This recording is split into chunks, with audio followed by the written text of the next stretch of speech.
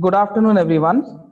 Uh, I again welcome you all to the second session of the webinar Wonders of Physics Macro to Nanotechnology under the Department of Physics, Medicaps University, Indore, India. During the first session, a very lucid and informative session was presented by the two speakers, Dr. Pandey and Dr. Ananyam from DRDO Delhi and KCT Coimbatore, respectively. In continuation, uh, now I would like to introduce Dr. Kaushik Chaudhary, Assistant Professor in Department of Applied Sciences, Kaling Institute of Industrial Technology, Bhubaneswar. Man who is known for his extreme potential and research experience in optics and optical instrumentation. He has completed his PhD jointly from IIT Bombay and Monash University, Australia.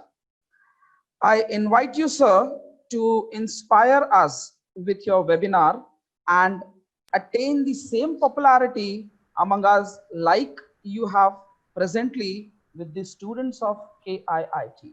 Sir, please.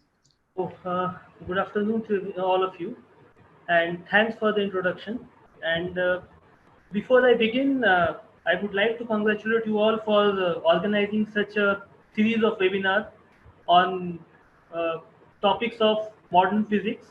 And I have gone through the talks that were delivered in the morning, and in fact, people have put a lot of information in that 1 hour of time. I will try to do justice with my time as well, and I hope I would be able to be true to your expectations.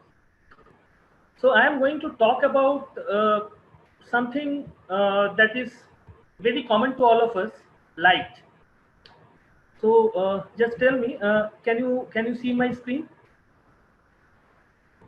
Is it visible? Yes, sir, it's visible, sir. Okay, the presentation is visible, right? Okay, so before I begin, so light is something that transcends all physical boundaries. So the same light we use to see bigger things, smaller things, everything. So that's why light is so important, and it holds a specific place in when it comes to science, scientific tools and technology. So as they say, and God said, let there be light, and there was light. And since then, light has been used in various ways, uh, starting from the ancient days. So if we look back, probably sundial is one of the oldest instruments that used light for the scientific measurement, the measurement of time. And almost during the same time, people used to watch the night sky to tell the time and their geographical location. So we see that it's not that what we see today as advanced technology that is based on light. Even in the past, light has been a tool and technique for solving day-to-day problems. Having said that, I would just give us some few glimpses of the milestones or applications that light has garnered over the past. So the first picture is of Theodore Maiman, who first operated laser almost 60 years ago on 16th May 1960. And that was the first laser that revolutionized the entire way of looking at light as a tool, as a technique, as a means. So then there are different applications of light, starting from machining to entertainment to microscopy to observation of gravitational waves. And we can see the image of Hubble telescope and the image of a galaxy that it has captured. And so we can see that it has got immense importance in the scientific arena. Now, why is light a universal tool? That's the question. I mean, there are different things, there are different ways of measuring physical quantities. Light is a universal tool because it transcends the physical boundaries. It, the same light source can be used to observe nano, micro, macro at every level. So, microscopy, for example, can look at the smaller objects. But the same light source, if we are not using it in a microscope with the same light, we are seeing all the things around us. So the same white light can be used in a microscope to object microscopic things, and then the same light can be used to observe macroscopic things. So it actually transcends the physical boundaries, unlike other means of measurement. For example, if I say that, okay, you have got a notebook on your table and you want to find the length of it, so you will use a scale, and that scale has got a least count of 1 mm. But now if I ask that find out the thickness of a page of that notebook using that scale, you will not be able to do that. You would need a screw gauge, a completely different mechanism to find out the thickness. So now there you change things, but in case of light, all you need to do is the way you look at things. So you focus it through a lens, you look at smaller objects. You focus it through another lens, you look at some distant object, some distant galaxy or some distant star or some distant planet. So that's the beauty of light, and that's how it is so universal. Now, so that brings me to today's topic, light from shadow to spectrum. And all that we see tell a story. So as we are here for this wonder of physics talk from macro to nanotechnology, so I really felt that light probably is one of those topics that can cover the entire arena of macro to nanotechnology, everything that falls within what we see. So now let's see what exactly are we going to talk about. So light, we are going to talk about light, but about what? So light can be used as a probe. So suppose I want to measure the voltage of 2 points. Between 2 points, what I do, I use a voltmeter or a multimeter. So that's a probe. Similarly, light can be a probe to observe certain physical parameters or to observe certain physical phenomena taking place at different levels of dimension. Light can be an enabler of experiment. That means light can be used as a platform to enable us to do some experiment. And light can be used as both. So we will start from something as fundamental as shadow that we all are familiar of. When we are sitting somewhere, we see our shadow on some other plane. When we are walking at night, we see our shadow because of the street lights. So we'll start from shadow and we will go to the pinnacle of modern characterization, that is microspectroscopy.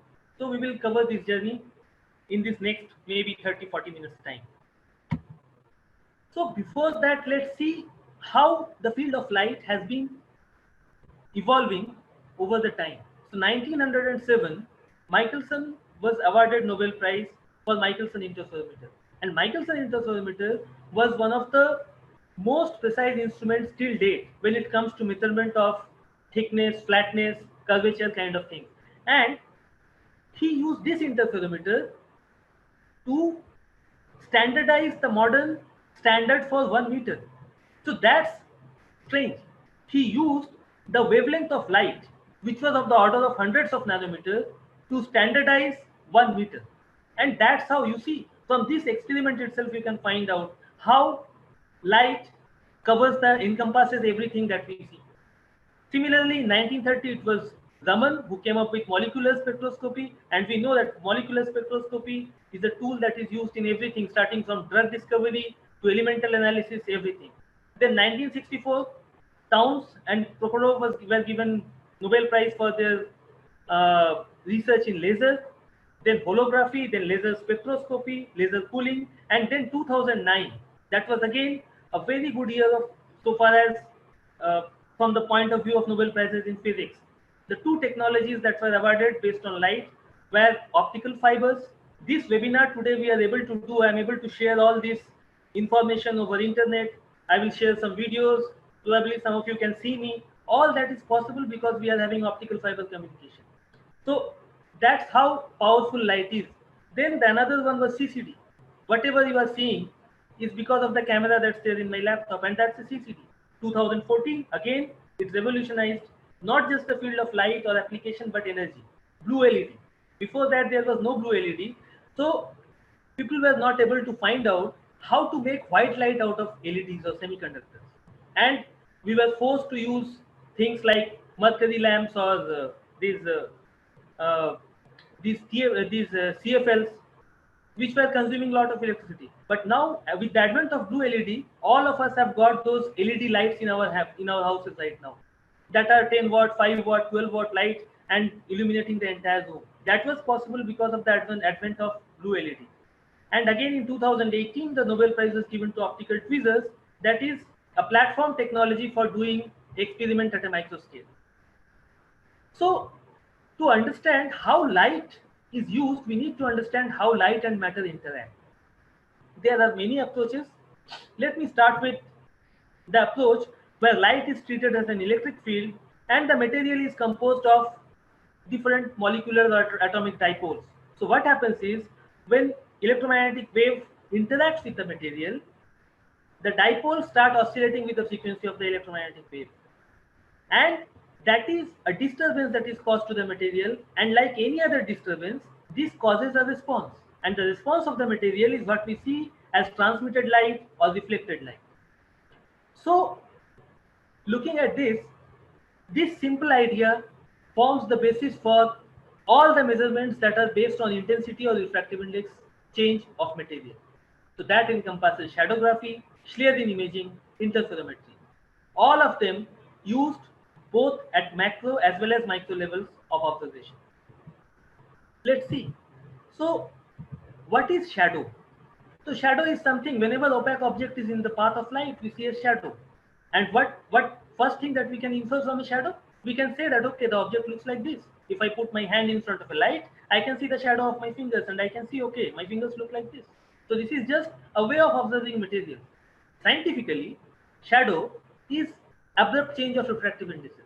And since it is an abrupt change, and scientifically a change in refractive index, it is quantifiable. And what does that quantity tell us? Let's look at this. So don't focus on the smaller things that are there, just focus on these blocks, the source, the object, and the shadow. So you have got a source of light, you have got an object, and when you focus that light through the object, you see a shadow of it. And now you see an image of a jet that comes out of your mosquito repellent spray or your deodorant bottle or agricultural sprays. So whenever you spray something, the gas mixed with the material or liquid, whatever it is, or particulate matter that comes out, how it looks, we just see as a heavy thing, something like a fog, but it exactly looks like this. Here you can clearly see the boundary of the jet, what is the extent of the jet, how much it is spreading, and you can also see the finer structures, like where it is turbulent, where it is steady, and all those things, and those micro droplets. And how how this is possible? This is possible by just looking at the shadow graph of this. So all you have to do is illuminate, put the jet in between, and then cover the shadow of the jet on a camera, and you can see this. So you see how simple this is, but still a quantifiable technique. You can quantify this image, and from there you can find several parameters that are of scientific importance, and that can help you design a jet for a specific need. Again, now coming to the Schlieren imaging, again the same thing. What it does is it measures the rate of change. So in the previous example, we have seen that it measures a change. That okay, there is a change in refractive index, so we see some shape. But when we look at a shadow, we see uniformly dark inside. We don't know what is there. What if we are unable to tell one point with the other because it is a shadow. There is no change in between. It's completely dark. No light is passing through. But now suppose you have got a material that's translucent, and now refractive index changes with the position in the medium. So now you can tell if any parameter that varies with refractive index, how fast or how slow it is varying. So look at this. So what happens is you focus light and you put a rainbow filter in front of that. Now what does this rainbow filter do? So rainbow filter has got color starting from red to violet, starting from center to the extreme end. And when light is exactly focused at the center, that means there is no change in the refractive index. You see a completely red field of view. When, on contrary, there is a change in refractive index because of variation of some physical parameters, maybe pressure, temperature, concentration, then due to this change in refractive index, what happens is the path of the light changes. And when the path of the light changes, then the light does not pass through the red part. It passes through other colors. And then you see different color patches. And by looking at the color patches, you can exactly find out, based on the resolution of your camera, which is in microns, that exactly how the physical parameter is changing in the medium. Look at this example. What happens when you heat a metal plate placed inside a liquid? Bubbles are formed, and those bubbles move up because bubbles are lighter, they are filled of vapor, so they go up. But while the bubbles go up, they leave a trail behind them. And this gives a wonderful insight about how we can measure the efficiency of heat transfer when a bubble is moving up. What kind of bubble movement causes maximum heat transfer? You see at this video. What is happening is a bubble is departing from the surface, and behind it is a trail of multiple colors. There is green, there is red, there is blue, there is violet, And what it tells? It tells that the region which is blue is because the light is bending more in that region. And what does that mean? That means there is more change in refractive index. And that means there is more change in temperature in that region. So exactly you are able to map the rate at which the temperature is changing. So you see, bubble is a microscopic phenomena, is a macroscopic phenomena. You can see the bubble by naked eye, but you can't see the trail of heat or thermal gradient that it leaves at its tail. And this you are seeing because of the Slearin imaging and magnifying that region. So you see the beauty of it. You are seeing the phenomena itself and you are seeing the after effect of the phenomena. Isn't that wonderful? Now look at another technique, interferometry. What is interferometry? Now when two waves interfere, we all know they form fringe patterns. So suppose two plane waves interfere, we get this kind of fringe pattern. If a plane wave and a circular wave is interfering, we get this kind of fringe pattern. Again, if there are two circular spherical wave fronts they are interfering, we get another type of fringe pattern. But ultimately what they tell, if you look at these images, they tell us about how much one wave is displaced or misoriented with respect to other. That's the whole idea of interferometry. You try to find out how much different uh, two waves are from each other. Different in the sense how much different paths they have traveled, or what are their relative orientations, or what are their relative shapes. If it is a plane wave and a spherical wave, if these are two spherical waves, or if one wave has traveled more. And this gives us insight about the refractive index change. And this gives us a quantitative information about the entire area that is affected because of the phase change. For example, look at this particular shape. So if I have got some glass substrate or any transparent material for that matter, which is flat, and light passes through it, interferes, I get interference fringes. But if there is a certain step because of some kind of coating or some deposition, what happens? One part of light passing through it is traveling more, the other part is traveling less.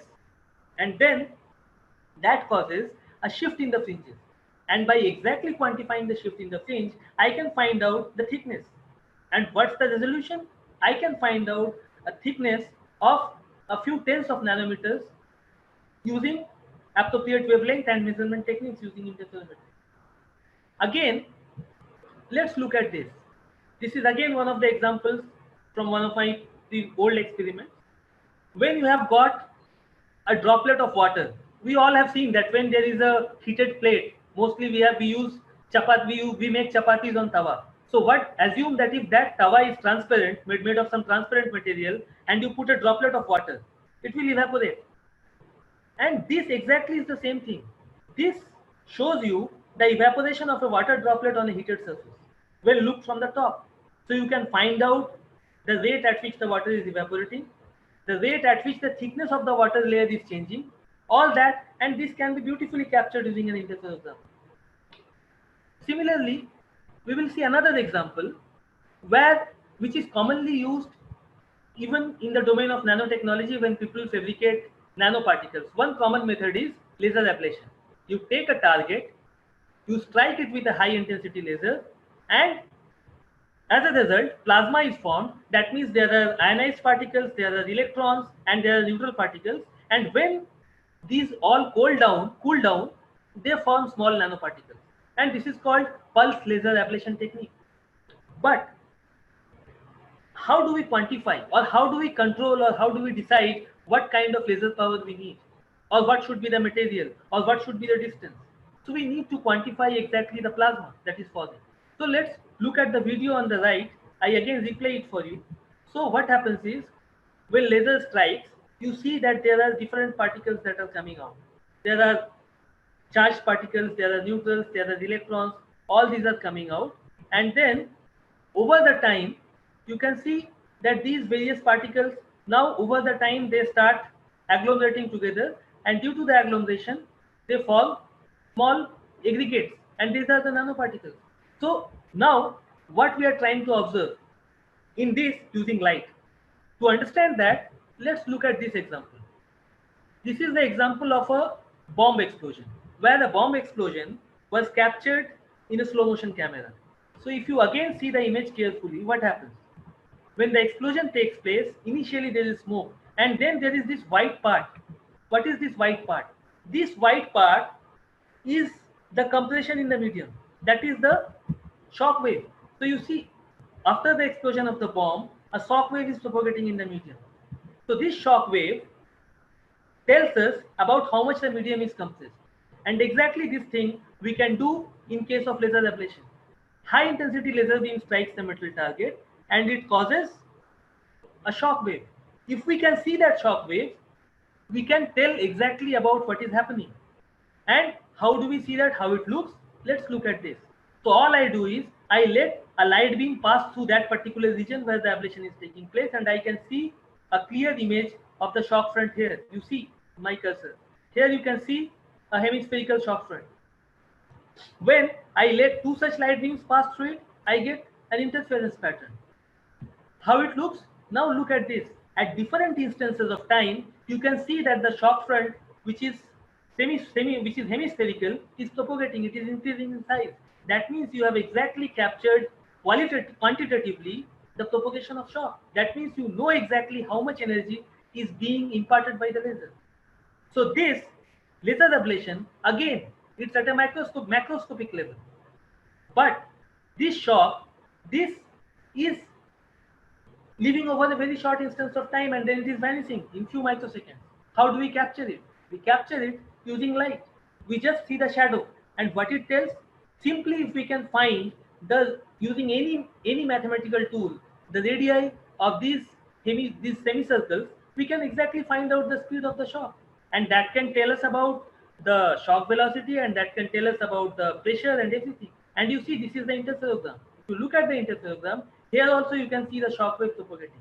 So you can see that the region where the shock is, where the maximum energy of the shock is there, that region you see a bend, an abrupt bend, a curvature, and that tells us exactly how much is the pressure created at the shock front. How we do that? So we do that by simply using the known formula that we have known since our undergraduate days. Refractive index depends on the density of the medium. So if shock is propagating, that is compressing the medium. So we find out the compression. If there is a charge in the medium, we know that charge changes the refractive index. Again, we can find out the refractive index change because of the presence of charge. So this, in a way, tells us very interesting thing about the propagation of shock. Now the common sense suggests that if explosion takes place, then the center of the shock or the top point should have maximum energy. But when we look at this and we analyze this over time, we see that over the time, the central part loses the energy. The energy goes to the side. Now this observation is possible because we are observing the variation of refractive index or variation of pressure in the medium. And how do we capture that? We capture that using light. So again, some phenomena that is happening at a macroscopic level can be covered at a microscopic level using the same source of light. Now, this tells us about shock velocity, shock temperature. This tells us about the distribution of energy. And by knowing all these things, we can actually tailor, or we can actually decide what kind of energy we should use, what kind of material we should use if we are looking for a specific type or specific size of nanoparticle. So this clearly brings out a complete picture of the evolution of shock wave and the produced plasma in the medium in a single experiment. Now, that's why I said that when you are talking about any other probe and you are talking about light, light is more universal because it covers entirely the domain of what we see. It covers everything. Everything that is visible to the eye and everything that is not visible to the eye, that we can magnify. Now see, now this was about light being a probe. Now how light can enable us to experiments, how light can serve as a platform. So light serves as a platform when you want to do experiment with small sized particles, say a microparticle. Now you want a particular microparticle to be at a particular space, particular position in space. Now these are small particles, these are of some micron size. You can't hold them using physical mechanism. How do you hold them then? You hold them using the electric field of light. And that's what 2018 Nobel Prize was given to Arthur Ashkin for his first time demonstration of manipulation of small particles using light field. So here light is used as a platform technology to do some experiments at a microscopic level. So this is a technique that is used for 3D structuring of nanoparticles. This is used for patterning nanoparticles and many such things. So if the particle is big, we can understand that simply light is passing through a bigger particle. So what happens is when the light bends, it actually causes a transference of momentum. We know light is photon. So photon, if the photon is changing, the momentum of photon is changing, so naturally it will impart a negative momentum to the particle. And balance of that balance of photon momentum actually holds the particle. Pretty straightforward to understand. When it comes to smaller sized particles, then what happens is particle, as I said in the very beginning of the slides, that any material is comprising of dipoles.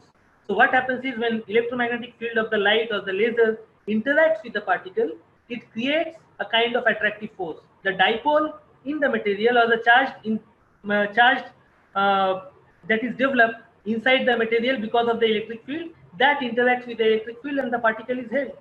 And we can look at this in a more clear way, that if a particle is there, so one force is there that is trying to pull the particle towards the center of the beam, and one force is there that is trying to pull it out. And when these two forces are balanced, a particle is exactly stabilized at the center or at the focal point of a laser beam. And this is beautiful. You see that when you change the intensity of light, so you can look at it as if there is some kind of a pit or a hole dug in earth. What happens? Your ball falls inside it. If the hole is not deep enough, the ball will come out of the other side. But if it is deep, the ball will not come out. On the other hand, if the hole is not deep, but it is very steep, the ball will never come out. But if it is not that steep, the ball might come out. So that's exactly what is happening. In case of light trapping a particle, the particle sees the light intensity as a kind of hole that has been created in the medium, and the particle falls into it. And depending on how intense the light is, what is the energy in that light, or how sharply it has been focused, it decides whether or not the particle is going to be trapped. So now, if you look at this, you focus the light using a microscope objective, or for that matter, just consider it a lens. You focus the light using a high power lens, and because of that focusing, the light has a tendency to attract particles towards the focused spot, towards the point where the light is focused to the max. And that point serves as a trap or as a kind of region where a particle can stabilize itself. And once the particle is stabilized, we can observe that particle. We can do certain experiments with the particle. So see, if somebody asks you to hold a red blood cell, you won't be able to hold that using a mechanical method without damaging it. But if you hold the same blood cell using light, you are not touching it practically.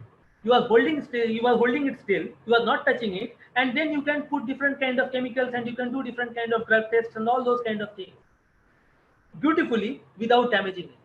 So that's the beauty of using light as a platform for holding small particles. So I will show you a video how this was achieved. So this happened in 2010. I did that experiment at that point of time. So here you can see that there are many particles that are moving, and you can see the bright spot, that is the laser. Now what happens? A particle that is in the close vicinity, that falls in that trap. You see, a particle falls in the trap, and when the particle falls in the trap, it remains there, whereas all other particles are moving. That particle is static. That means you have stabilized that particle. Even if all other particles are moving, that one particle is static, and since you are observing it, you can observe any change that is happening to that particle. So see, basically you have stabilized something which was so small that you even can't see it without a microscope, without physically holding it and observing it and doing experiments with it. So this is the level of precision, and this particle size is around 1 micron. So it is 1,000 of 1 millimeter. That is the smallest division you see in a scale. 1,000th of that, that is the dimension you can imagine, and that we are able to see here and we are able to do experiments with. Similar examples are there when people are using light for doing different kind of biological experiments. So people are trying to stretch DNA and RNA and trying to find out different kind of interactions that happen when they are put to certain mechanical forces, or they are put to certain chemical influences. And these are path-breaking discoveries that changed the way today the drug discovery is done. People are able to hold particles to a microscopic precision and do experiment with them. Now you see this. Here, one cell is there and that is being torn apart in two cells using light. So basically, two different light beams are holding this and slowly they are increasing the force. So what happens is, the force at some point increases so much that this breaks down. So you observe it carefully. So it is being pulled and then you increase the force, and at some point of time the single cell breaks down into two individual cells. So you see the size of a cell is around 5 to 6 microns. You can't break it down using a mechanical method. What people are trying to do is they are trying to stretch it using optical traps from two sides, and they are breaking one cell into two. Apart from that, in the last 2-3 years, there have been a lot of scientific discovery in this domain, and probably some of you would be knowing that the highest speed of rotation of any man-made object has been observed in case of optically trapped particles, which is 60 billion rotations per minute. You see this video from Purdue University where you can see that two small particles of around 100 nanometers have been clubbed together and they have been rotated using light, and the speed of rotation is 60 billion rpm. You see here, so this is where the okay, so 60 billion rpm is the speed that has been recorded, and this is the highest man-made rotating object in entire known universe. Nothing rotates faster than this, man-made or natural. So now we have seen light can be used to probe things. We have seen that light can be used as some technology or some platform where experiments can be done. Now we are going to see some examples where it's all about light. That means light is the probe, light is the enabler, everything is light. These experiments involve nothing other than light.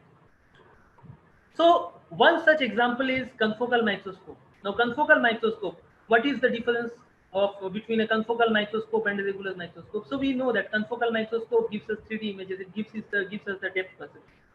It was designed in 1950 and patented in 1957. How it works? So it works based on rejecting the light that is not required. So suppose you have got a 1 micron object, you don't get the light from the 1 micron at the same time. You get light from the smaller parts at a time, and then you reconstruct all those to construct the entire thing with the field of depth. So basically, any microscopic image or any image for that matter is two-dimensional. If we are looking at a ball from the top, we don't see a ball, we see a circle. Exactly, when we are looking at a micro object or the microsphere, from the top we are looking at a circle. But here, this confocal technique that can actually let you reconstruct the exact shape of the material. How? So it does it by a method called confocal scanning or optical sectioning. You can see you actually move the objective so it focuses the light, it focuses at one point of the material, and then you change the position of the material continuously so it keeps on imaging different planes. And when all these planes are there, you put those planes one after another, and then you create the entire 3D object. So assume that you have got a ball, a cricket ball, and you cut that ball along the diameter. So now you have got rings. Now if you put all those rings one after another, you will end up creating the entire ball. So that's exactly is being done here. So, and that improves the resolution and that improves the clarity of the object. So you see, the left hand side is what you see in your conventional microscope in the labs, that is available in undergraduate classes, or even sometimes in biological labs at higher level, where we use these microscopes to observe the cells and other such entities. And the right hand side of the image is a confocal image. In the left hand side, you see that the contrast is poor. You don't see all the things because you see the entire thing at once. But on the right, you see the things part by part, and then you only get the light from the part that you want to see, and then stitch all those together and get a better resolution. So this is how a confocal thing works, and basically you can create the 3D. So now I will show you. This is again exactly one of the experiments that I conducted last year using a confocal microscope that I designed. So here you see different planes of the same object, and if you can follow my cursor, you see that this is the object, this is looking at some other plane, this is looking at some other plane, this is looking at some other plane, this is looking at some other plane. So basically this glow is changing, which means the point at which you are looking is changing. So you are moving up, and when you stitch all those, you get a 3D image. So you get something like this. So I have stitched all those layers, and I have been able to create the exact 3D structure of the material using layer by layer images. So that is, here you are using light to reconstruct an object microscopically in 3D, and you can actually do that with line objects as well. I mean, this was some kind of etching that was created by laser on a flat surface, and we can exactly see how deep the etching has been done. So now, having said this, now assume that okay, now you have got a confocal microscope and you are getting the physical structure of a material. What if you are able to find out the chemical structure of the material as well? I give you a piece of stone, a piece of rock that you can hold, and you can not only find the microstructures in it, but you can also find out what are the elemental composition of those small microstructures. So here, as I have said in the beginning, that there are different ways we see the interaction of light with the matter. Here, we are going to look at another interpretation of the interaction of light and matter. That I was calling as light as an electric field and matter as comprising of dipoles. So basically that is called a semi-classical approach. Now here it is a quantum approach, how light is a particle and dipoles are charged particles and how they interact.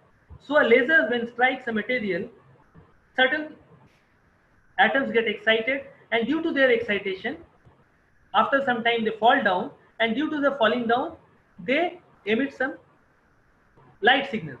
So basically we are using light to excite the atoms, and light is coming out that we are capturing.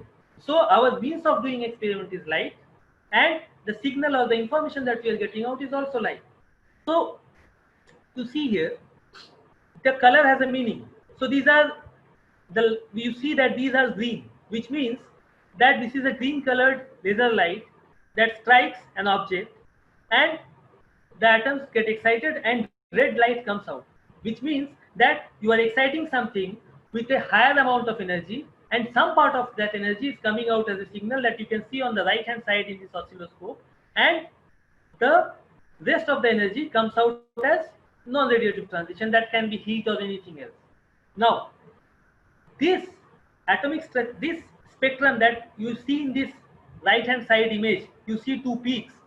This can tell you a lot about the atomic structure of the material you are observing. It can tell you about the molecular structure, it can tell you about the composition, and it can also tell you about the proximity. That means how close the two objects are there that you are observing.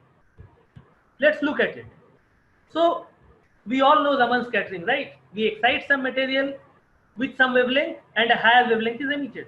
That's exactly what I have shown schematically in the past slide, and this is what exactly is Raman scattering.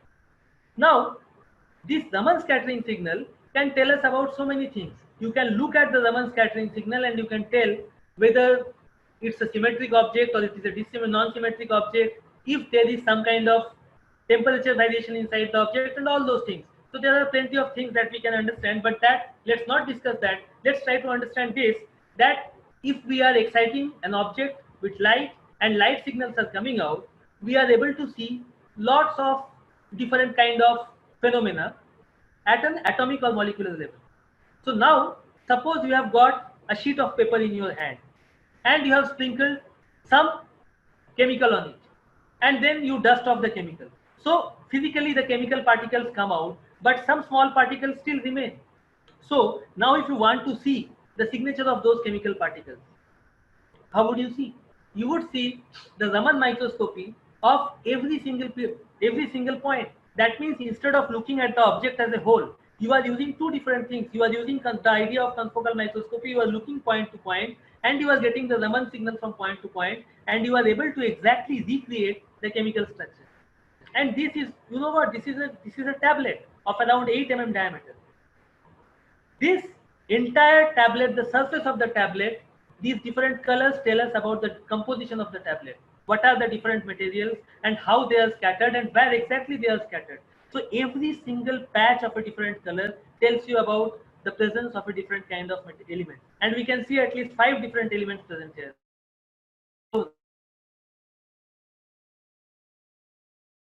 So this another example you see.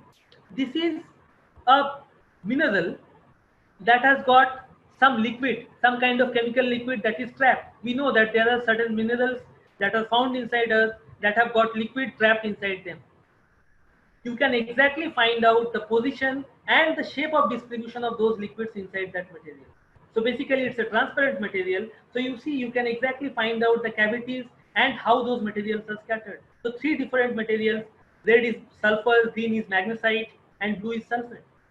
So this is the precision. The rock that you are holding in your hand is a macroscopic object, but you can't say anything about its chemical composition until you look at it microscopically, and you do that using micro-Raman spectroscopy.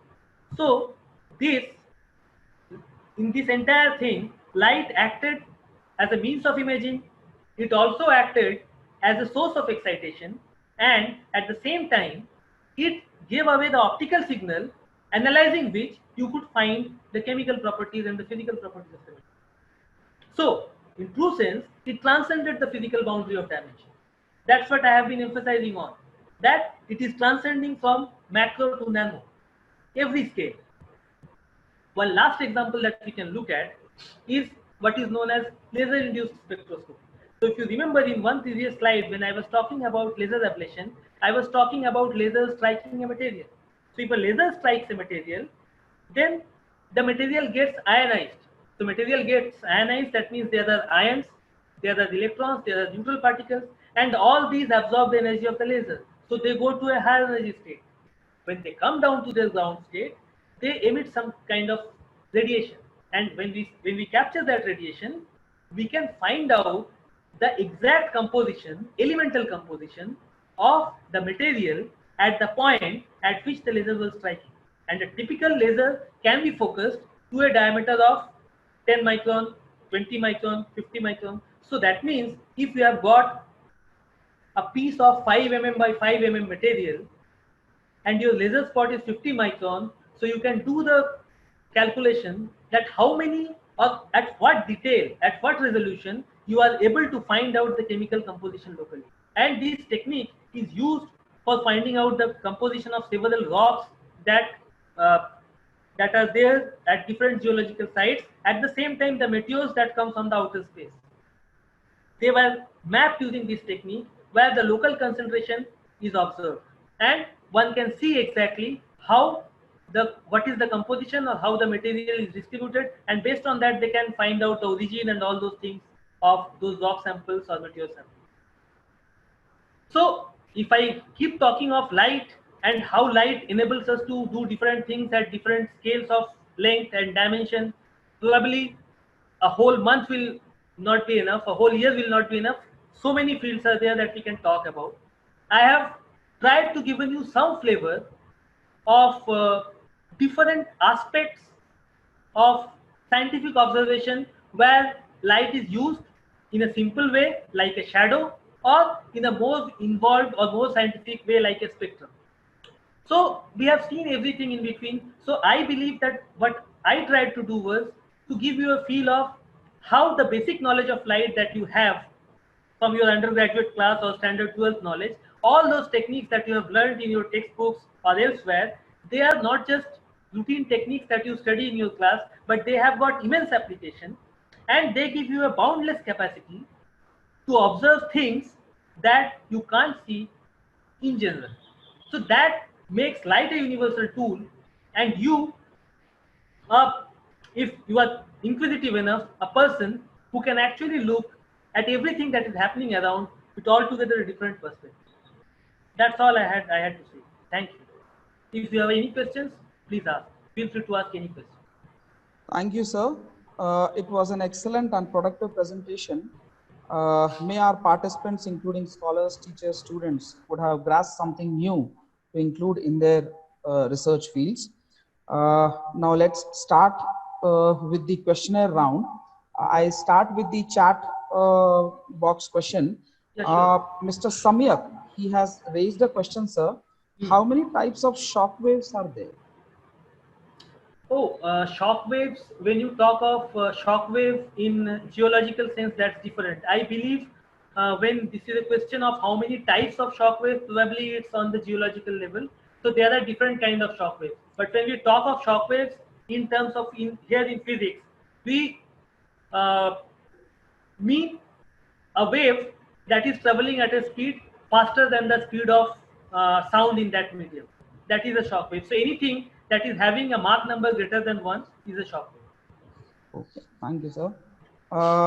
Rini Jain has raised the hand. You can ask the question, please. Rini Jain. Rini Jain, you please unmute. Rini Jain, you please unmute and ask the question. Participants can raise their hand to ask the questions. Sir, you can actually share my email ID also. If they want, they can directly write, or maybe in your email ID, and you can forward this question. That's never a problem. So you can share my email ID, and that's perfectly all right with me. If they write to me, I don't mind. Okay. I think no more questions. Okay. That's all. Thank you very much, sir, for such a tremendous presentation from your part. I, on behalf of the department, thank you for this session. Thank you very much, sir. Thank you very much.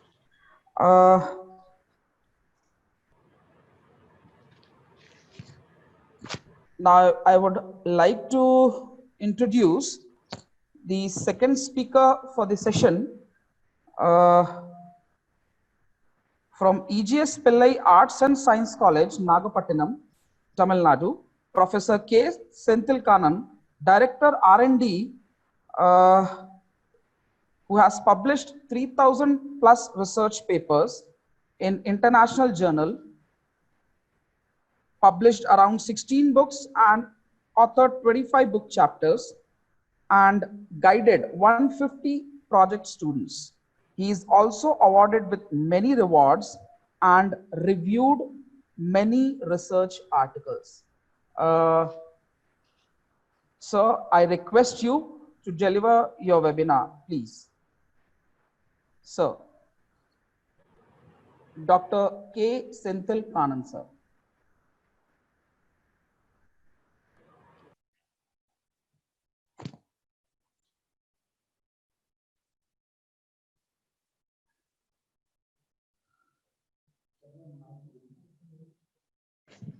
Hello, sir. Yes, sir. You are audible, sir. Please. Yes, sir. You can start, sir.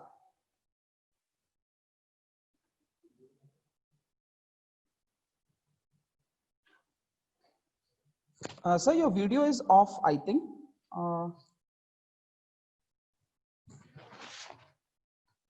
Now it's okay, sir. Now it's okay. Sir, you please unmute. Please unmute.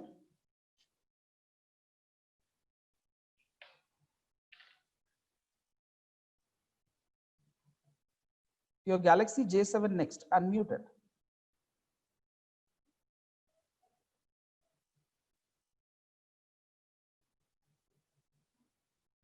Yes. Yes, sir. Now it's audible, sir. Now okay, sir. Now is it Yes, okay, sir. sir? Yes, Yes, sir. sir. Sir, good afternoon to one and all. Thank you, sir, Hari sir, for your nice introduction.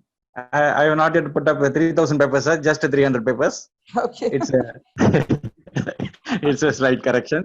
Okay, Yes, sir. sir. And today my topic is for this particular webinar, crystals and nanomaterials for biological and industrial applications. Say crystals, there are mainly 7 types that universally everyone know. That cubic, tetragonal, orthorhombic, monoclinic, triclinic, trigonal or rhombohedral, and hexagonal. This is monoclinic and orthorhombic are plenty of crystals are said to be grown for some of the NLO applications. The main representation of crystals or nanoparticles is they are said to be having either biological applications, the amplification in bio or pharma applications, or for industrial purpose, electronic tool or touching the electronic base like that, electronic or mechanical applications. So next slide, please.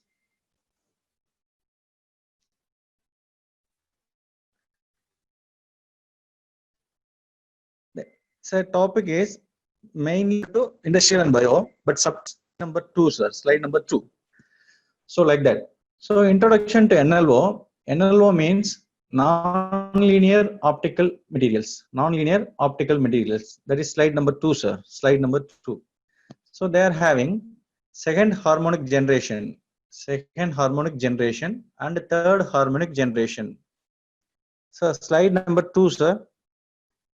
So second harmonic generation, they are using for the purpose of frequency doubling. Third harmonic generation, they are using for frequency tripling. They are mainly used for some oscillator, filter, influx measurement. These are the idea about the crystal NLO. They are said to be a second order, higher, third order, and higher order. And crystalline materials, they are said to be bulk in nature. And nanomaterials, they are, we know it is said to be a tiny object of 10 to the power minus 9 meter of the nano size. Nanomaterials directly they can be grown. Instead, the bulk crystal can be broken up into pieces. For that, we need some milling process. So we'll get nano crystals. So the crystal systems are 7 types I already told. Spectroscopy. So this is one of the tools to identify the components are said to be appropriate. If we are calling one crystal, it is a melanite crystal. So spectroscopy is the tool to identify the IR spectrum, Raman spectrum, mass spectrum, like that. So to catch the particular elements are said to be present, what we have given the title. Entitled crystal has the same meaning of what is said to be grown. That confirmation is by spectroscopy. The constituent colors. Then from the spectrum, we are identifying the characteristic level of element or compound present in the particular component or crystal. Each crystal or each compound has certain range of wavelength. A typical type of interactions between light and material, absorption, emission, elastic scattering, reflection, impedance, everything we know, including coherence. So macro, micro, and nanoscales, these are the main 3 types of materials related to crystals. Macro scale, bulk, micro, tiny crystals, and nano, very small crystals. This slide number 10 represents nonlinear optics. Say slide number 10. So there, the nonlinear optics is the branch of optics that deals the light in nonlinear representation. That is, according to equation, P is equal to alpha E.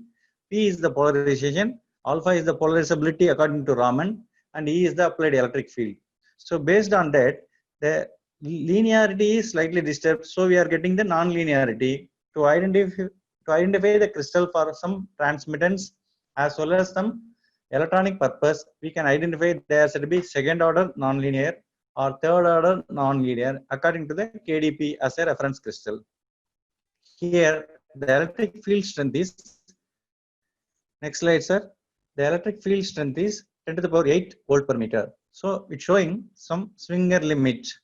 So it is expected to become non-linear at this particular limit, that is called Swinger limit. So it is in this nonlinear optics, superposition principle no longer holds. So superposition, one is over the other, it will not be hold because we are segregating second harmonic, third harmonic, higher harmonic like that. So the superposition will not have much effect over this Swinger limit or in the case of nonlinearity. It is the scale in which the electromagnetic field is expected to become nonlinear. That scale is nothing but your Swinger limit. Next slide, sir. Next slide. Yeah, fluorescence. It is excite an atom to an upper state for which we need some output in the emission, that is change in wavelength, excess in wavelength. So when the wavelength is more, the energy will be reduced. This is the concept of fluorescence. So it is excess energy as photons, that is said to be light we are getting this. Next slide, sir. It's of the order of 10 to the power minus 5 seconds. So this is the less time for the time of excitation. And generally for sodium it is 5893, that is practically we are doing in Armstrong, and 589 nanometer radiations it is there. That is, these are the theoretical representation. Next slide, please. Yeah, identical wavelength. So when the input and output of the fluorescence or luminescence are same, so it is input as well as output same value. So they will cancel out, giving the value of 1. So it is called resonance fluorescence. Resonance fluorescence. To identify the element without flaw, we'll get this resonance fluorescence, but practically it is not possible. So next slide, please. Other than fluorescence, there are other mechanisms also to identify the excess energy relaxed to its ground state. So non-radiative relaxations and transitions also taken place. These are the representation for identification of fluorescence, the basic things. Next slide, please.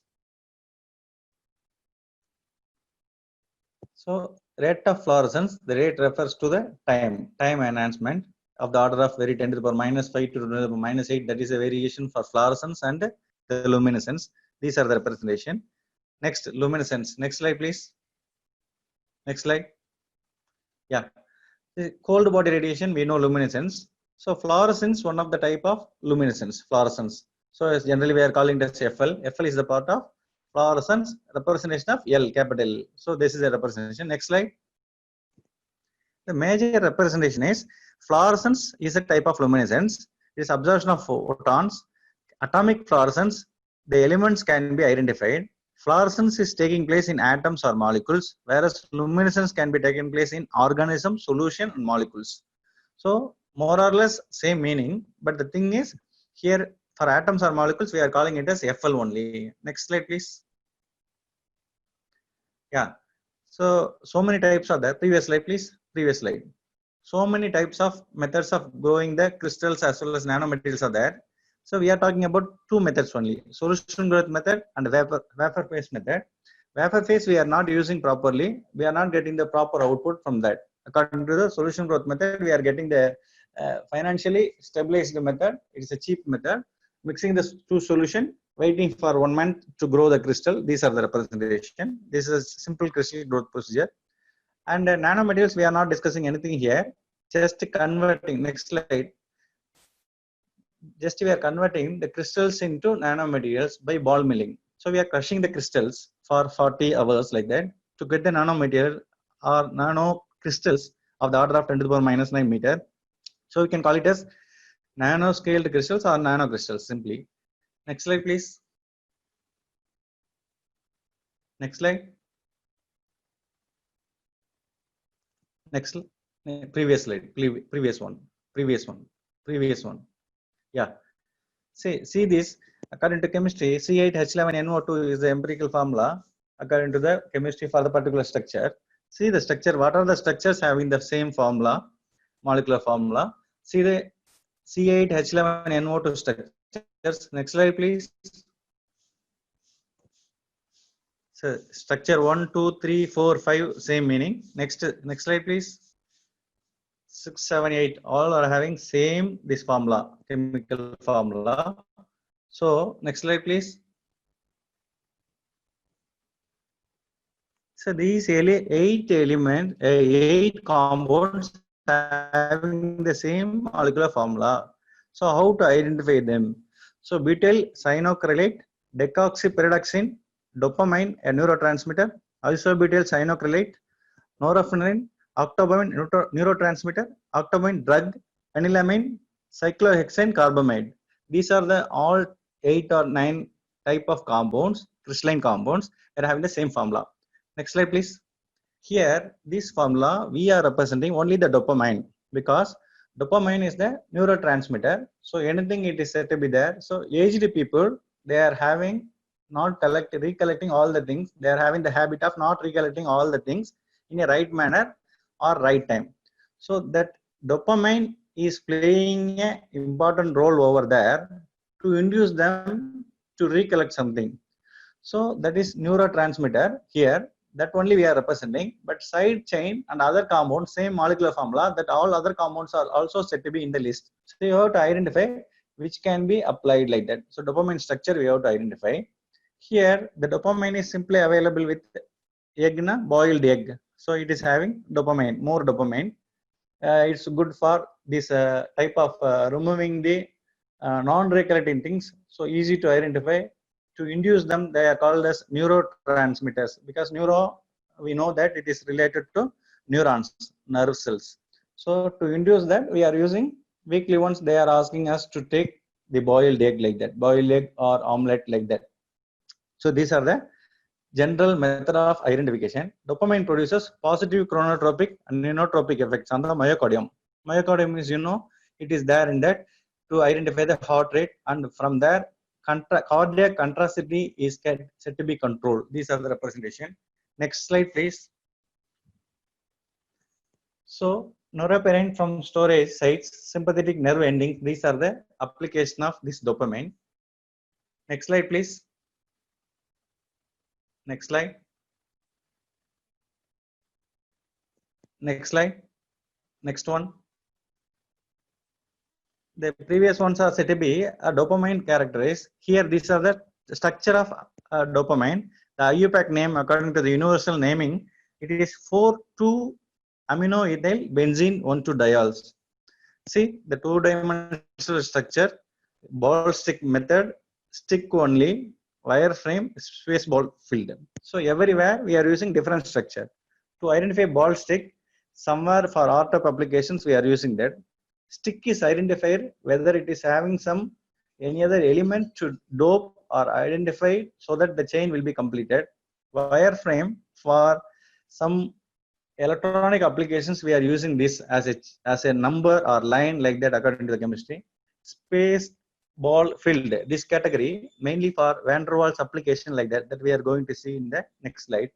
Two-dimensional structure, they are generally the identification where it could be employed like that. Say these are the general application of dopamine. They are having alpha 1, beta 1 categories are there to characterize something. So there is a shock in this nerve that is cued by dopamine. The dopamine having the structure like that. This is the representation we are having. So kindly go to slide number 37. Slide number 37. Slide number 37, please. Yeah. So the previous ones are dopamine representation that I skipped it off. So now I am coming to the bio application of some crystals or materials. Before that, we have to identify human body consists of what a percentage of elements present. So hydrogen 10%, carbon 18%, and oxygen 65 to 70%, nitrogen 3%, and rest of them like magnesium 0.2, chlorine 0.2, sodium 0.2, like that. We need some elements to keep our metabolism in a perfect manner. We need the percentage of elements in this manner. Extra elemental percentage as well as least elemental percentage will give some sort of difficulties that we have to control. Next slide, please. Slide number 38. Yes. See here, the functional groups are present for each molecule that we have to identify for the crystal. So we are having 8 compounds having the same representation, but they are having molecular formula same, but the application is said to be differs. Dopamine can be used for this neurotransmitter, not other type of compounds having the same molecular formula cannot be used. So the functional groups from each representation from their properties also we have to identify. Hydroxyl group, polar, methyl, non-polar, like that. We have to identify from the literature study. Next slide, please. Next slide. Yeah. Say the groups, functional groups we have to identify. When we are getting the FTIR, we will get this functional group present in the particular centimeter inverse. We can identify alkane, alkene, alkyne, like that. See, there is only line drawing. There is no representation of CHO or like that. Each line is said to be having CH, that representation. So we'll get the molecule connected with this, starting from alkane to nitrile, including esters, ethers, everything. So these are the representation we have to identify for the crystals. Why we are seeing this? Because for each crystal, the molecular formula may be same, but the structural orientation and the group, they may be getting different or chained or linked in different position. From that particular chain or link, we have to identify the bio application, pharma application, like that we are going to discuss. Next slide, please. Yeah, see, functional group with bio impact. We are telling simply according to chemistry, the hydroxyl group, OH, but it is found majorly present in carbohydrates. Carbonyl group, that is N to pi star transition, mainly having good fluorescence or luminescence impact. So they are mainly present or found in lipids. Carboxyl group, acids, mainly present in proteins.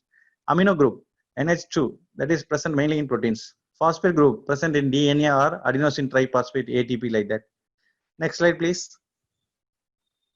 These are also some of the other types of functional groups. They are having some bio applications. Compounds, they are having bio applications. Next slide, please. These are the representation of methyl to mixed anhydride group, including guanidinium. So guanidinium, the group of guanidinium typical compounds of crystals, they have good antidiabetic property, like that we are identifying. Then imidazole also good antidiabetic factor, but not like guanidinium, not that much efficient like guanidinium, like that. So these are the representation according to the literature we are getting. So for which the chemistry plays a major role, where it should be connected, what is the chain, how to naming, the chemistry only plays a role, including IUPAC name, like that. Next slide, please. See, there is a acetoacetylenide crystal for bio use. So human gluconase that we are identifying, then according to harboring or the docking process, we are having this type of structure. So it can be used for the purpose of the lithium, can be used for some other purpose, and the acetoacetylenide can be used for other purpose. Here acetoacetylenide, these crystals, they are used for anti-diabetic. That is why experimentally we already found the IC50 value, and by theoretically using this software we are identifying for human gluconase. So we can identify whether it can be used for anti-diabetic or not. From this software we are getting this particular structure. Next slide, please. See, here we are reporting the grid space at 0.375 E, as well as this energy value between binding sites of acetoacetylenide are found to be minus 5.14 kilocalories per mole. So when the value is more than 5, it's a good compound in pharma application. This is the general representation. Here it should be specified. From protein data bank ID, it is IV4S that we are getting, because if you are having a crystal or nanomaterial or nanocrystal, so we are having some elements. From that element, we are identifying for what type of some pharmaceutical application or bio application impending. So we need some combining or immediate responding source that is identified mainly by PDB ID. So we are having minus 5.14 kilocalories per mole for the particular acetoacetylenide compound. Previously we have reported the molecular harboring representation. So from which we can identify it can be used for anti-diabetic applications. Next slide, please. Yeah, this is one of the type of Alzheimer disease application. LPNPTH is nothing but lithium para-nitrophenyl trihydrate. So actually, whenever it is said to be less percentage of lithium, we can go for pharma or some bio applications, like that. So very less percentage of lithium like that. If it is more, we cannot use for some applications. So we have to identify how it can be used. From the software, we are identifying it can be used for Alzheimer's disease. See the next slide. Slide number 46. Yeah. LPNP anisotropies for dementia for Alzheimer's disease. Dementia is said to be not recollecting properly. So same thing. Previously, it is related to directly nerve cells. Here, for aged people, they will not recollect for the 2 days effect only. For a particular month of 30 days, 2 days only they cannot recollect. Today's, yesterday's, and the previous problems they are telling. For the particular 2 days, what is said to be happened, they are unable to identify that. That is called dementia or Alzheimer's syndrome. For that, this particular lithium paranitrophenol trihydrate crystal is said to be used with the help of protein. So we are having this grid space of 0.456. Here also same minus 5.54 kilocalories per mole is said to be the value. Whenever the value is said to be more than 5, it can be used for some pharma or bio applications, or we can go for many other applications like virus treatment for virus like that. So these are the representation. Next slide, please. So convert your nanometer scale of your specimen from that macro or bulk. So converting into nanometer only by means of ball milling method. If you are having a bulk crystal, here ant is 5 millimeter to carbon nanotube of 2 nanometer diameter like that. These are the nanometer scale of biospecimen. So many things we are having. Human hair 10 to 50 micrometer. Red blood cells, sorry, 2 to 5 micrometer width, and DNA 2 to 12 nanometer diameter like that. We are having the nanometer specification of biomaterials. Next slide, please. Slide number 48. Yes.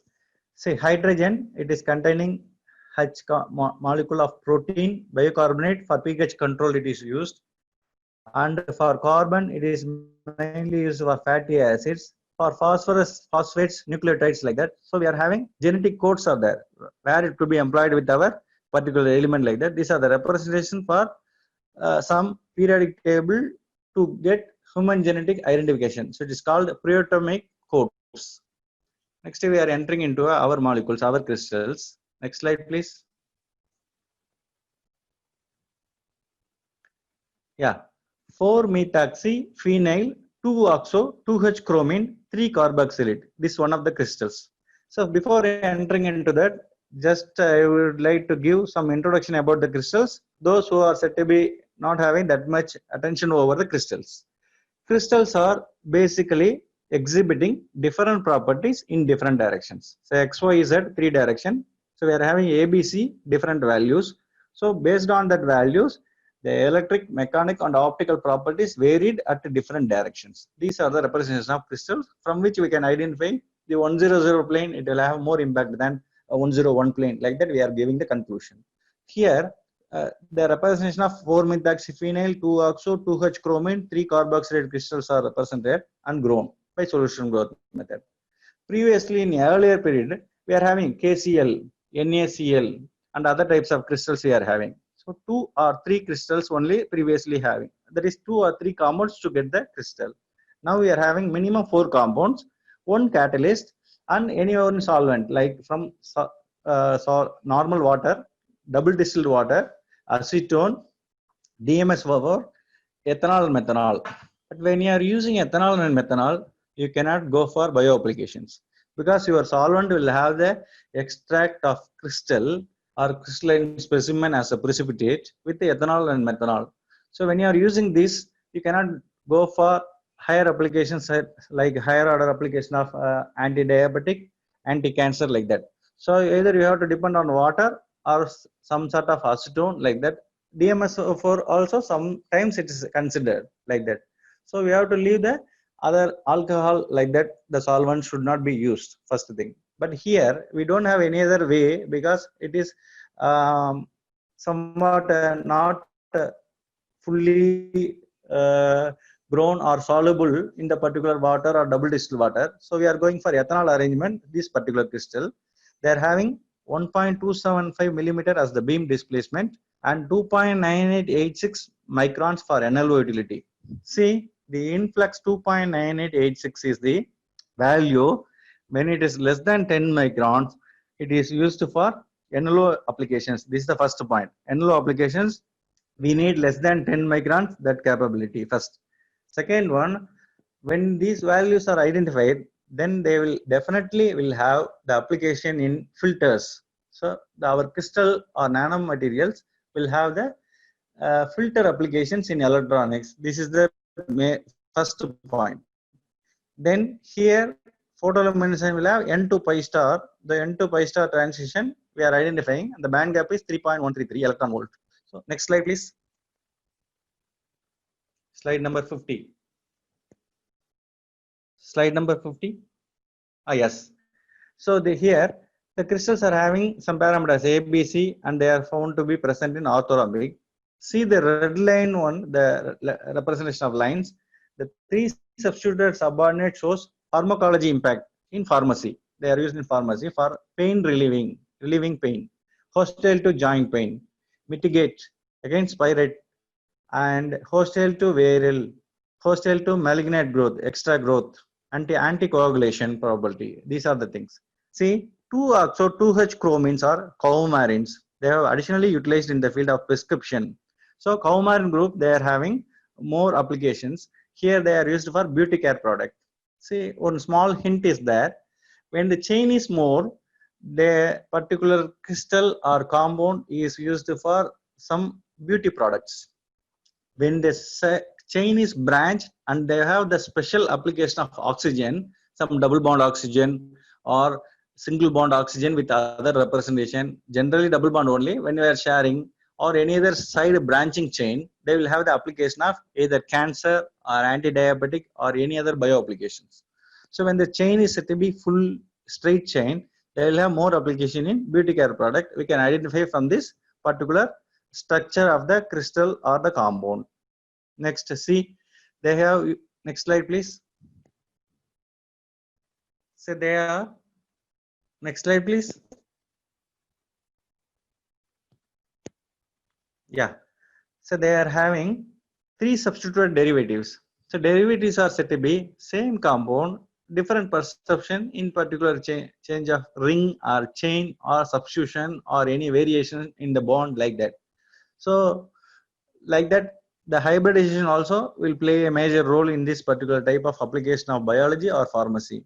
So here, these particular crystal can be used in anti-arthritis, so joint pain applications, anti-inflammatory, somewhat of irritations, antipyretic, antiviral, anti-cancer, and anticoagulation property. Anti-cancer property, it is yet to be reported. We got the studies, but it is not yet reported. So these derivatives will have the coumarin group. They are used in the field of medicine, cosmetics, and fluorescent dyes. So based on this particular compound, they are having little anti-cancer property, little anti-inflammatory property, and anti-diabetic property in a good manner, but they are mainly used for cosmetics. So I already told it is beauty products. Next slide, please. Yeah, this is a R-top diagram. This we are identifying the particular compound with the chain ring. Previously, we are having only the molecular formula. From the molecular formula or empirical formula, we are deriving the molecular structure from based on the formula, chemical formula. Here, it is the R-top diagram. So that we are generating using the software, mainly from Gaussian like that. Or while solving, we will get one diagram. Based on that, we can read using JChem or JMOL. Next slide, please. Yeah, here D23 DYM crystal, simply we can call it as, it is diethyl dicarbobenzofuran alanine malonate crystals. So this we are going to discuss about this component. Next slide, please. When you are growing the crystal, first we have to identify the XRD. So when it is a new compound, then you have to go for single XRD solvation, solving the single XRD using software as well as the simple machines, XRD, X-ray diffractometer machines. So if it is said to be already solved, someone already solved the structure, and you are growing the crystal and you are giving identification of either electronic or biological or any other type of spectral applications, then we have to identify the first the crystal parameters A, B, C, alpha, beta, gamma. So here A not equal to B not equal to C, alpha not equal to beta not equal to gamma. So then we are identifying the crystal system is triclinic. Space group also we are identifying. These are the representation from the XRD, single XRD. Next slide, please. So when we are identifying the single XRD, then we have to go for mass spectrum directly. So this particular crystal mass spectrum, it is 290 point some 12 or 13 is that to be the experimental value, and sorry, theoretical value, and this is experimentally it is 290 from the mass spectrum. So we are having nearly 0.1 variation, that is said to be acceptable. So 290 is the molecular weight of the particular specimen of the crystal D23 DYM. Next, see, next slide, please. See, when we are going for industrial applications, when you are having only one property, we cannot claim for industrial applications. We have to go for some many applications, like you are having some electronic property, one biggest tool, main tool to identify. Either you have to go for bio applications or electronic tool for your crystal or material. Next, computationally, we have to identify the crystal is said to be grown and is having same representation of what is said to be identified with the elements present. So first one is unit cell with a atomic numbering. Third diagram is said to be the three-dimensional representation of the unit cell, three-dimensional pattern of the unit cell. A, B, C, alpha, beta, gamma, all mixed like that. Next slide, please. So this is a molecular potential. We can call it as molecular electronic potential when you are having this highlighting your red and blue zones. Here we are having only molecular potential we are telling. Just identifying the molecular in a potential zone, how it is said to be. So simply it represents the electron rich and the electron poor zones they are identifying without making that much color. But generally when you are going for publication, they are showing that the red color is said to be for electron rich and the blue color is for electron poor electron strength of the particular specimen of crystal or nanoparticle like that. Here the molecular potential of the particular crystal is said to be very strong bonds without any deviation. So it is said to be identified from the particular diagram. Next slide, please. So this is the solvent surfaces. The first one is solvent surface. Second one is solvent surface with weak forces, like van der Waals interaction also we can tell. So first one, pure solvent surface. When the Armstrong representation of wavelength is around 1.4 or 1.5 Armstrong, solvent surfaces are identified crystal. Next slide, please. Yeah, here this is van der Waals zone representation of 15 to 20%, 50%. So van der Waals weak interactions, how it is to be available or how with the model representation of van der Waals is to be identified theoretically. Next slide, please. Here it represents only the molecular surface. So crystal, they are having molecular surface. Inside that, any identification or any flaws that could be identified using this particular molecular surface. Next slide, please. Yeah. The first yellow one, it represents the pixel representation for the particular crystalline compound D23 DYM. Second one represents same crystals with pixels and with halos. So slight variation between these two diagrams. Sorry. So first one is only the pixels. Pixel means quality. When you are buying the mobile, we are having the pixel quality they are identifying. So here 10 pixel representation of the diagram is with halos.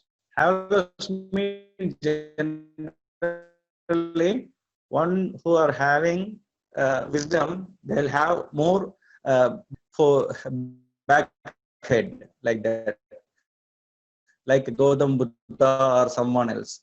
So when they are said to be very precious and the mind is said to be more, they'll have this. Here the halos represent the zones where the property is more, they will have this particular impact over this, right? Next slide, please. Next slide. Yeah, these are the compounds not yet published. It is under publication for consideration. So the particular dielectric constant, dielectric loss, as well as the fluorescence effect. Next slide, please. Next slide. Yeah, the fluorescence effect of the macro and nano scale. Next slide, please.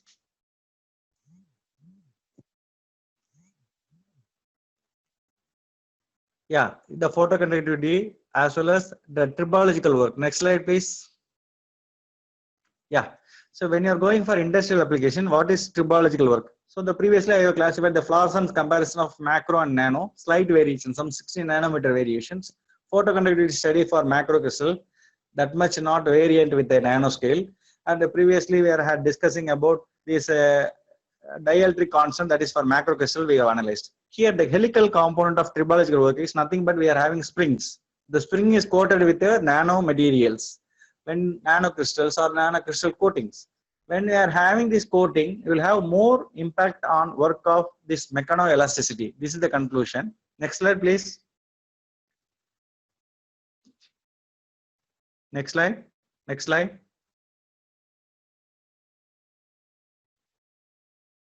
Next slide.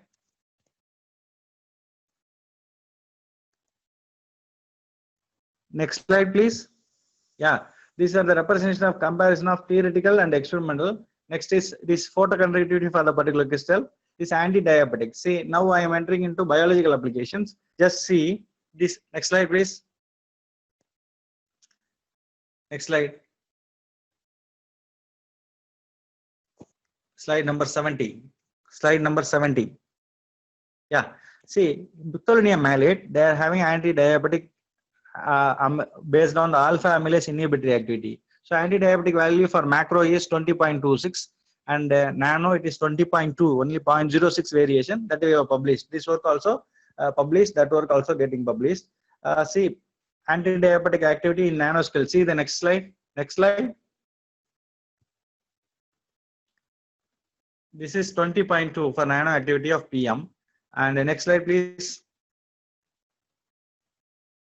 See, this is LAPNBM. This particular crystal we are having anti-diabetic activity. Next slide, please. This is also alanate, L-alanate crystal. They are having anti-diabetic property. Next slide, please. L-alanine, some compound, LAPH compound. They are having IC50 nanoscale we are having. Next slide, please. Yeah, only one thing I would like to point out here. When you are having lithium, bromine like that, you will not have that much anti-diabetic or anti-inflammatory activity. When you are having L-alanine compounds, L-arginine compounds, you will have the bioactivity. But based on the chain only, you will have the more impact on the values. Okay, the anti-diabetic values. So based on the chain or based on the doping element you are having or mixture you are having, next mixture or solvent like that. Based on that, you will have the impact of your values. Next slide, please. So these are the dielectric properties of the other compound that I'm not that much representation is already discussed with the other compounds. Similar structure is said to be already discussed. So kindly go to slide number 89. Kindly go to slide number 89. 89. Yes. So fluorescence and influx study. So for the particular bisglycine lithium bromate, this crystal having fluorescence and influx study. Next slide, please. Next slide. So here only 6 nanometer variations are there in the decremental value. So that some 3.12 electron volt and some 403 3.08 electron volt. These are the variations. So based on the variations, very little one, we are comparing the macro and nanoscale of fluorescence. Fluorescence is the main tool to identify the flaws as well as the emission and excitation, telling about the application of NLO, nonlinear optical property, and also the refranging property, how wavelength is refranged like that. So everything we are discussing in a fine manner using fluorescence or luminescent tools. Next slide, please. Page number, slide number 92. Slide number 92. slide number 92. So there it's represented some 37.5 and 30.4 corresponding values. So based on that, we are identifying it can be used for bio applications. Say, go to slide number 94, please. Slide number 94. Yeah, here only one thing I would like to inform to the audience. Say, we are having the data of single XRD. We are going for milling process. Initial powder is 250 nanometer nearly. When you are going for hours from 15 to 40 hours, you will get the reduced value of nanometer size. So when the nanometer is more reduced, you will have the impact of application will be more in any direction. Biological, tribological, electronic, or any other properties like spectral applications will be more. Go to slide number 99 and 100, please. Slide number 99 first. Yeah, this is the representation of fluorescence BGL crystal macro scale. Next slide, please. Nanoscale, this one nanoscale. So that is 403, this is 397. Some 6 nanometers only variant. So next slide, please. Next slide. So this is showing the inhibition concentration value of the anti-diabetic activity of the particular crystal. Previous one, please. Previous slide. So here macro and nanoscales are not that much variant. So slightly variant based on the bis-glycine lithium bromide crystals. Here lithium is suppressing the anti-diabetic activity. Glycine only enhances. Glycine, L-alanine, L-arginine enhances the anti-diabetic activity. Next slide, please. Next slide. Yeah, this is about the general idea of the crystal. This particular crystal, orthorhombic nature, BGLM or investigator, negative photoconductivity, IC50 studies like that for the anti-diabetic or anti-inflammatory. Next slide, please. Overall conclusion, good quality analog crystals are grown. They are converted to nanoscale by ball milling or milling generally. So many types of millings are there. Depends upon the timing and depends upon the value also. Volume of representation of balls also. Bio, anti-diabetic or anti-inflammatory work we are represented. Filter, fluorescence and influx studies are represented. Qualitative and quantitative measurements are there, including this tribology, that is a new one for crystal and nanomaterials. Bio and industrial utility that we have discussed. Comparison of macro and nanoscale that we have already represented, converting nanoscale by milling method. And next slide, please.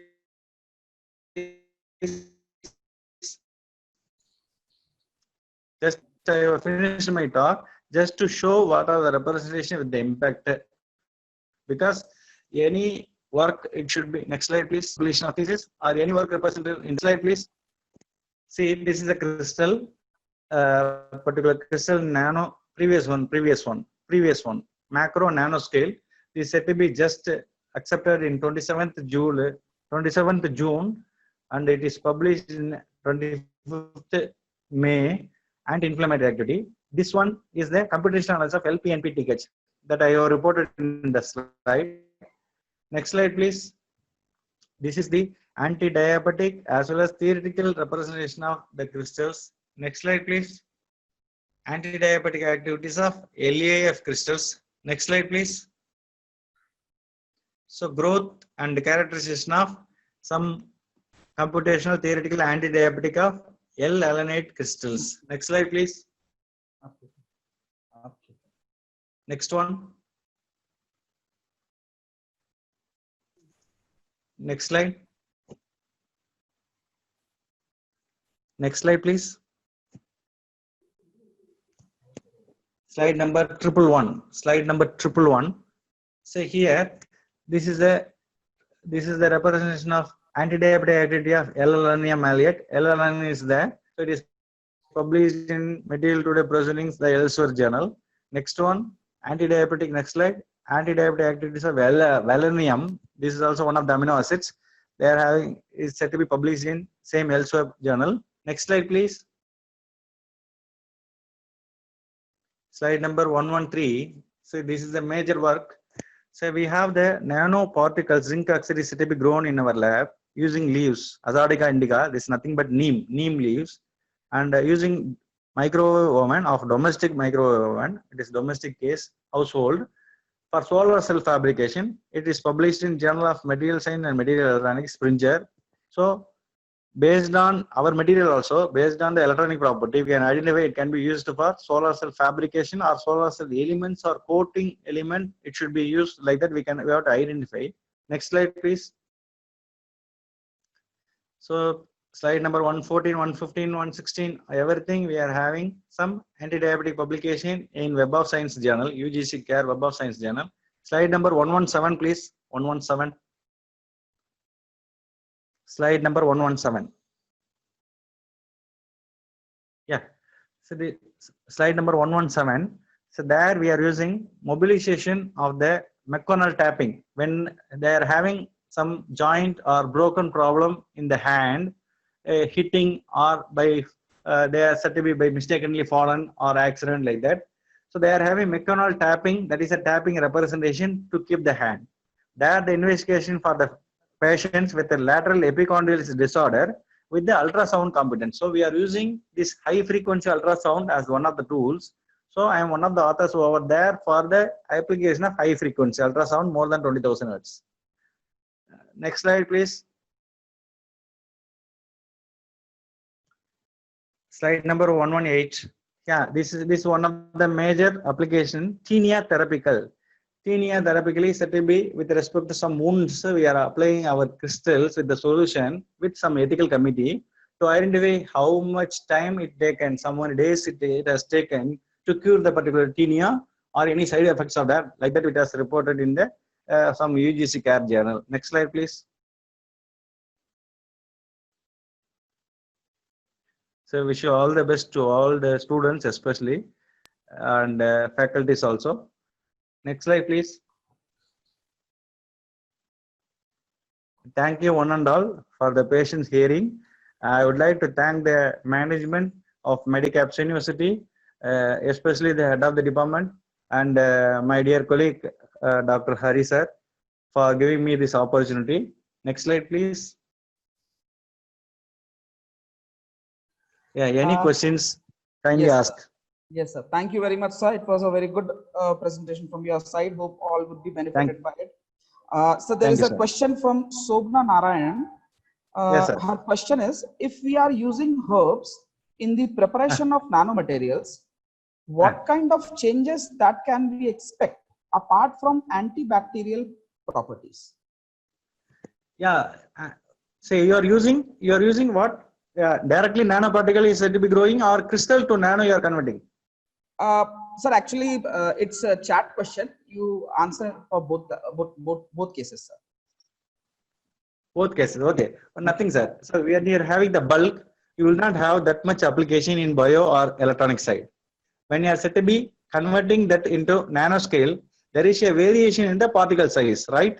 That will lead to some kind of variation in the bio property or electronic property, as well as change in wavelength. That is a representation fluorescence we have seen. That first one. The second one, hello sir. Sir. Hello sir. Yes sir. Second one, when you are going directly the nano materials like zinc oxide or like that, antimicrobial, antifungal, antibacterial, that is a normal case.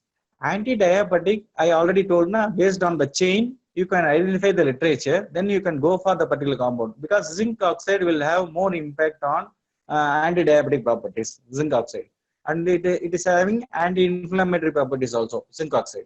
But compared to other elements, other oxides, they will not have that much. So we have to go for literature, how they already studied or how it is already reported with the value, and what is our particular oxide, how our purity of the substance is there, then we can go for the application.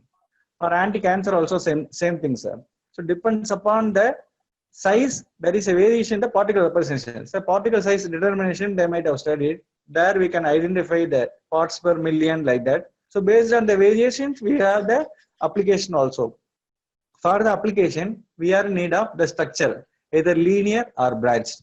Then for the branched representation, we have to identify which type of branching, like a Kaumarin group I have mentioned. Some of the groups also there. So we have to identify that. Based on that, we can go for higher studies, higher order bio applications like anti-cancerous and all. And what we are doing is only we are identifying this compound can be used for anti-diabetic like that. For getting it to be as a drug or delivering your compound as a drug, that we have to go for some other formalities also. In vivo studies also for animals we can use it. That also we can try based on our compound representation, previous theoretical study, as well as what is the branching and chain in our compound and literature, and our compound purity also plays a major role, sir. Because when we are having this application of crystals we are having, based on that previous grown by solution growth method or Zogralski method or Bridgman method or Sol-Gel method, same material I am preparing in all four methods will not have the same purity. It depends upon the instrument as well as the mixture and temperature, it varies. So we have to go for the purity application of the material also. It plays a major role in the application, especially in biology, sir. Any other doubts, sir? Sir, person has raised the hand, Mayank Chetri. Mayank Chetri, you can unmute your audio Yes, sir. if you want to ask the question. Mayank Chetri. Hello. Yes, sir. Yes, sir. Yes. Sir, I have a doubt that Yes, sir. Yeah. electroluminescence related to the dielectric property of crystal. Pardon?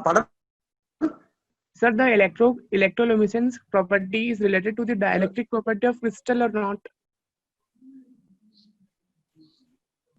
Yeah, but you will not get directly the electroluminescence property, because if you are going electroluminescence property, if you are having that, there will be a variation in the dielectric also. It plays a major role. So luminescence property is the emission based on that, when the electrons are excited with that. So when you are having the fluorescence application over there, dielectric also, the dielectric loss as well as dielectric constant epsilon r plays a between the filter application, dielectric as well as electroluminescence. Okay. Thank you, Yeah. sir. Yeah. Ma'am Fozia, you raised the hand during the lecture. If you want to ask something, you can. Madam Fozia. Madam Fozia.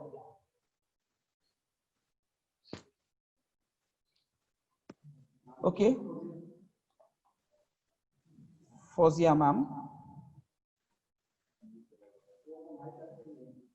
Ma'am, please unmute your mic. Okay.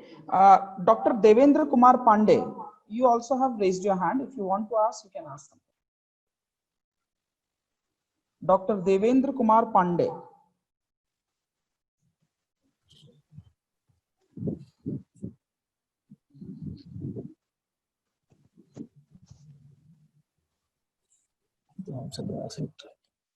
Dr. Devendra Kumar Pandey.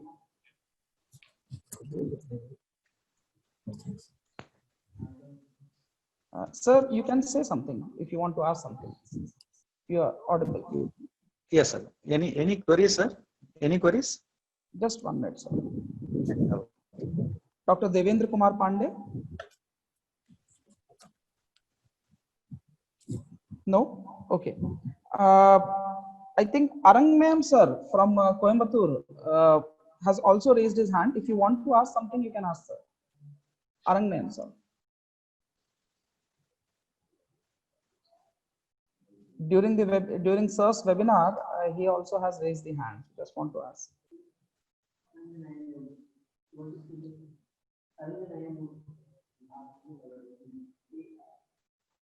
Okay, I think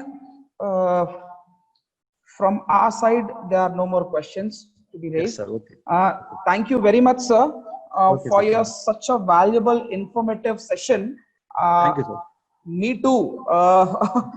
Yes, Person dealing with luminescence and nanomaterials somewhat gained a lot from your webinars, sir. Thank you very much, sir. Yes, sir. Thank you, sir. Thank you. Participants, just keep a note that the feedback link is already sent in the chat box. You just fill the feedback link. Those who have joined late, it's for them.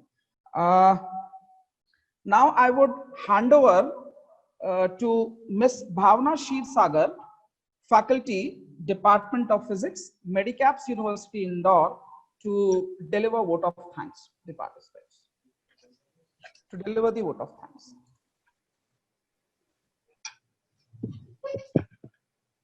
Thank you very much, sir, for conducting such a wonderful webinar.